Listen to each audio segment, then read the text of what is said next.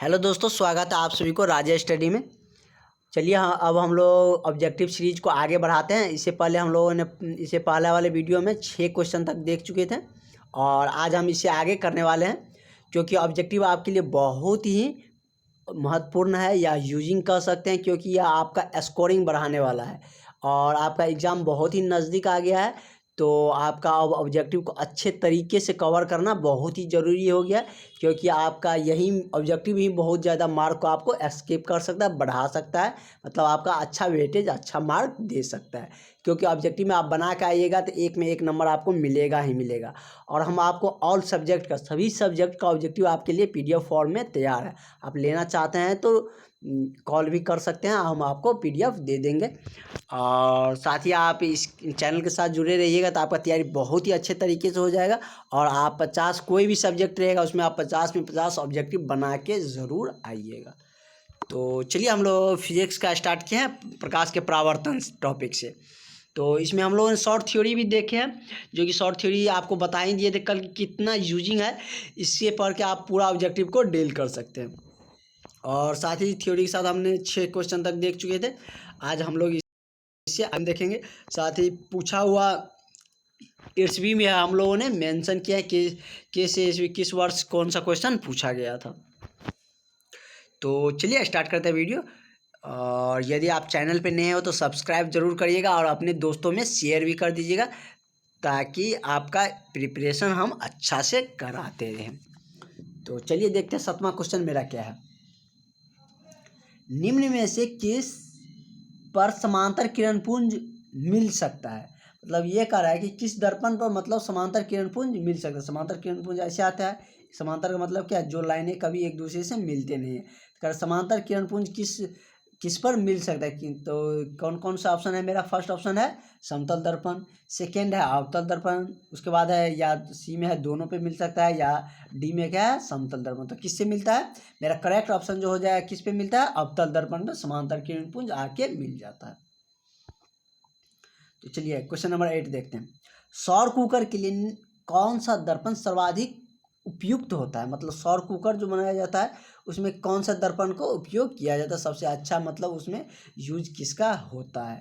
पहला ऑप्शन है मेरा समतल, दूसरा है उत्तल दर्पण, अवतल दर्पण, या इनमें से सभी। तो मेरा इसका करेक्ट ऑप्शन जो हो जाएगा कौन सा? समतल दर्पण का हम लोग यूज करते हैं सौर कुकर के सर्वाधिक उपयुक्त के लिए।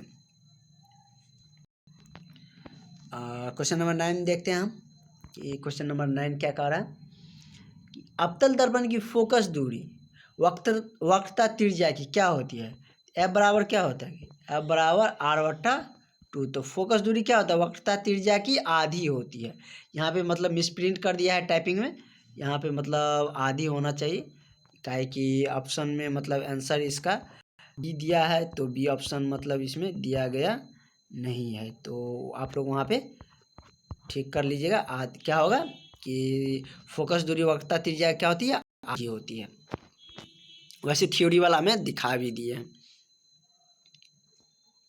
क्वेश्चन नंबर 10 मेरा है कि सौर ऊर्जा को संचित करने के लिए, संचित का मतलब एक जगह लाने के लिए, किस दर्पण का उपयोग किया जाता है? तो कौन से दर्पण का उपयोग किया जाता है?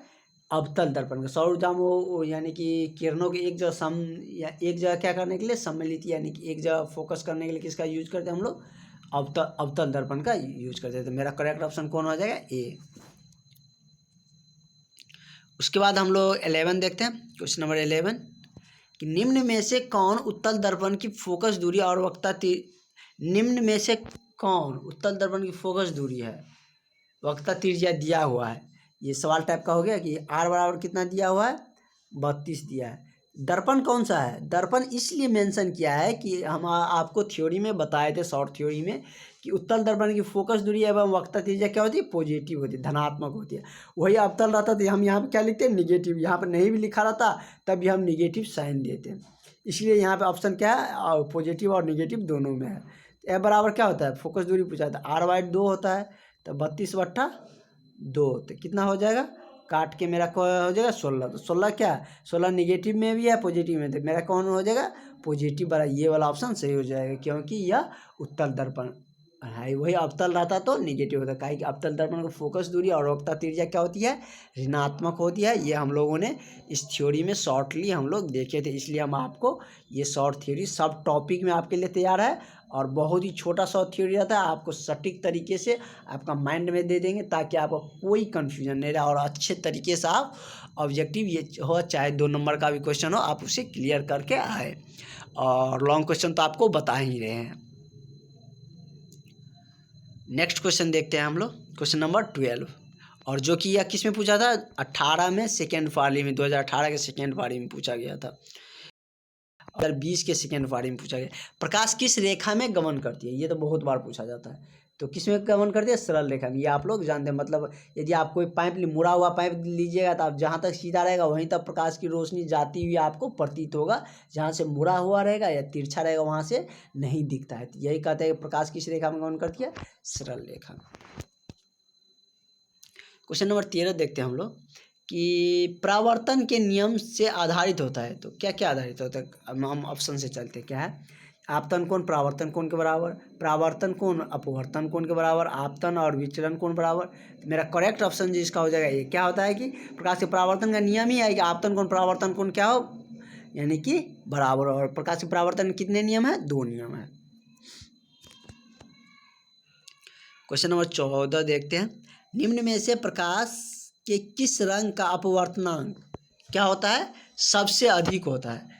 तो किसका सबसे ज़्यादा अधिक होता है, लाल रंग का अपवर्तनांक सबसे अधिक होता है, जिसे हम इंग्लिश में क्या बोलते हैं, वेवलेंथ बोलते हैं।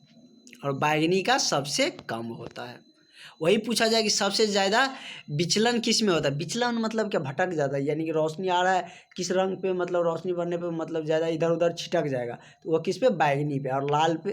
और लाल पे ज़्यादा विचलन नहीं होता, तब वह ज़्यादा दूरों तक दिखता है। और रेलवे ट्रैकिंग पे भी उसका यूज किया जाता है, उसमें विचलन कम होता है और अपवर्तनांक ज़्यादा होता है। क्वेश्चन नंबर 15 देखते हैं हम लोग, सब आपको कनेक्टिवली बताएंगे ताकि आपको कोई कंफ्यूजन ना रहे। क्वेश्चन नंबर 15 में है कि किस किरण पुंज में प्रकाश की किरणें एक ही बिंदु पर आकर मिल जाती है, समांतर किरण पुंज, अपसारी किरण पुंज या अभिसारी किरण पुंज। तो क्या हो जाएगा, इसका करेक्ट ऑप्शन मेरा हो जाएगा अभिसारी किरण पुंज। अभिसारी किरण पुंज में सारी किरणें एक ही बिंदु पे आके क्या हो जाती है, मिल जाती है। अपसारी में क्या होता है, एक ही बिंदु से निकल जाते हैं, जैसे टार्च हो गया, इसमें क्या होता है, एक ही बिंदु से निकल जाता है। लेंस में क्या होता है, सारी किरण पुंज एक जगह आके मिल जाते हैं, उसका उदाहरण आपको बताएं। क्वेश्चन नंबर 16 देखते हैं, जो कि 2020 का पूछा हुआ क्वेश्चन है कि प्रकाश के परावर्तन के कितने नियम हैं। तो अब ये बताए थे, प्रकाश के परावर्तन के 2 नियम होते हैं। एक क्या है, आपतन कोण परावर्तन कोण बराबर है, दूसरा क्या होता है कि आपतन कोण परावर्तन कोण और उस पर डाला गया अभिलंब एक ही तल में हो। क्वेश्चन नंबर 17 देखते हैं कि समतल दर्पण द्वारा बना प्रतिबिंब। समतल दर्पण कैसा प्रतिबिंब बनाता है, वास्तविक, काल्पनिक, दोनों या इनमें से कोई नहीं। समतल दर्पण क्या बनाता है, काल्पनिक प्रतिबिंब बनाते हैं। इसके बाद हम लोग देखते हैं क्वेश्चन नंबर 18 में क्या है कि किस दर्पण में वस्तु की दूरी और प्रतिबिंब की दूरी बराबर होती है। किस में होती है, समतल दर्पण में। समतल दर्पण में वस्तु की दूरी और प्रतिबिंब की दूरी क्या होती है, बराबर होती है। जितना डिस्टेंस पर आप वस्तु रखिएगा उतना ही डिस्टेंस पर आपका प्रतिबिंब भी बनता है। क्वेश्चन नंबर 19 देखते हैं कि वस्तु से छोटा, आभासी या काल्पनिक कह सकते हैं, काल्पनिक प्रतिबिंब कौन सा दर्पण बनाता है। यानी कि प्रतिबिंब जो बनेगा वह वस्तु से छोटा बनेगा, काल्पनिक बनेगा, वह ऐसा कौन सा दर्पण है। तो क्या होता है, उत्तल दर्पण में हमेशा क्या होता है कि वस्तु से छोटा और काल्पनिक प्रतिबिंब बनते हैं। समतल में तो बराबर बनता है प्रतिबिंब, लेकिन काल्पनिक बनता है। अवतल में वास्तविक काल्पनिक दोनों प्रकार के बनते हैं, और सिर्फ उत्तल ही ऐसा है जिसमें क्या होता है कि काल्पनिक और छोटा प्रतिबिंब बनते हैं। सर्च लाइट का परावर्तक सतह क्या होता है, उत्तल ये होता है या अवतल होता है या समतल होता है। तो सर्च लाइट का परावर्तक सतह क्या होता है, अवतल होता है।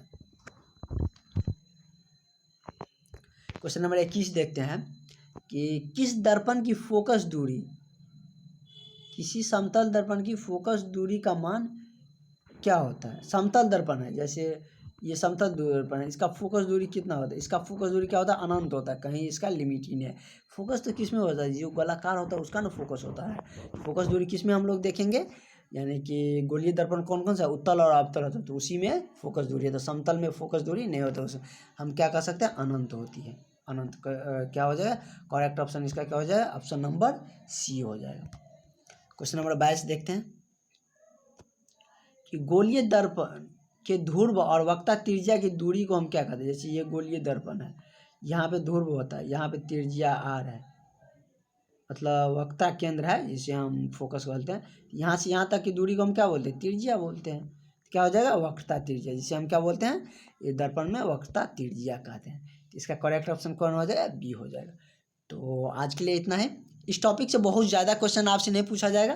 प्रकाश के परावर्तन से एक क्वेश्चन आता है और एक आपके अपवर्तन से आएगा, तो इतना क्वेश्चन आपके लिए सफिशियंट है। इससे बाहर आपसे एक भी क्वेश्चन पूछने वाला नहीं है। और हम ऐसे आपको नहीं पढ़ाएंगे कि मतलब जिससे पूछे नहीं जा रहा है उसमें हम बहुत सारे क्वेश्चन कराए जा रहे हैं और आपको उसका कोई फ़ायदा ही ना मिले। हम आपको सटीक नॉलेज देंगे और अच्छे नॉलेज देंगे ताकि आप कम समय में भी अच्छे मतलब मार्क आप ले आ सकते हैं। इससे ज़्यादा हम इसमें बहुत सारे तरीके से घुमा सकते थे कि वक्रता त्रिज्या पर ही बहुत ज़्यादा सवाल बना सकते, लेकिन वैसा नहीं करेंगे क्योंकि वो आपके लिए भी बेनिफिट नहीं है और हमको भी अच्छा नहीं लगेगा। तो थैंक यू फॉर वॉचिंग।